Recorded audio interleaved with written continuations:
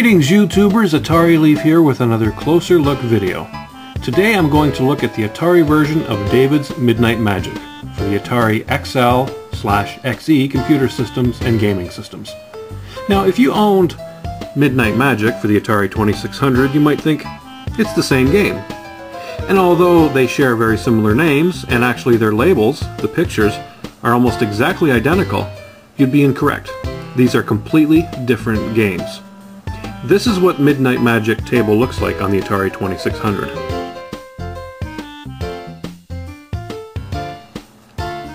And this is what David's Midnight Magic looks like. Notice the difference? The label on both games more closely resembles the David's Midnight Magic. David's Midnight Magic came out in 1982 and was originally written for the Apple II and was later ported to the Commodore 64 and the Atari computers. Midnight Magic came out in 1987 with a completely different designer and a completely different table. So let's take a closer look at the original David's Midnight Magic for the Atari XL and XE gaming systems. The arcade is your computer. The pinball game is David's Midnight Magic. Precision, timing, accurate aim, and luck will keep the ball in action.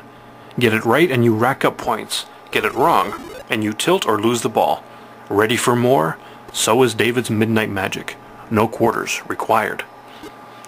That dramatic opening from the manual. 1 to 4 people can play this game and you use the joystick for all 4 players. If you look at the label of the game, you'd be misled into thinking that you use the paddle controllers.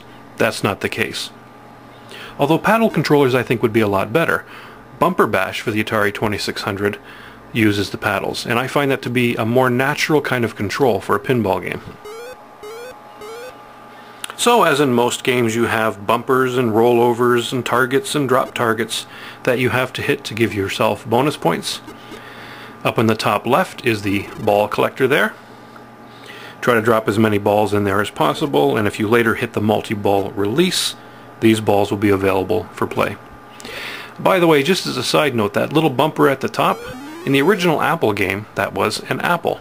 Of course, when Atari released their own version, they replaced that to the Atari Fuji symbol. Just something a little interesting I thought I'd throw in there. The graphics in the game are pretty good, although I find the green and pink color scheme a little bit off-putting. Oh great, now I've got a craving for pudding. The sounds, like most games from this era, are minimalistic. There's not much to them. No music, of course, to this game. So all you hear are the bleeps and the bloops of the different targets and whatnot. Gameplay-wise, I found it a little bit frustrating. And the reason why is the ball seems to move too fast and sometimes too erratically to be able to control it reasonably well. Now granted, these older pinball games didn't have a lot of memory or RAM to work with, so the physics aren't going to be spot on. So I'll give it a bit of a pass there. But all things considered, when I look at games like Midnight Magic for the 2600, Bumper Bash, or even to a certain extent Video Pinball on the Atari 2600, I was expecting a little bit more out of this version of David's Midnight Magic. All in all, it's an average pinball game. Graphically looks splendid, but where it lacks is in the gameplay and the control, which I was a little bit disappointed in. If you get a chance to pick up a copy of this game, I would suggest you still do. I just wouldn't pay a lot of money for it. There are better video pinball games out there.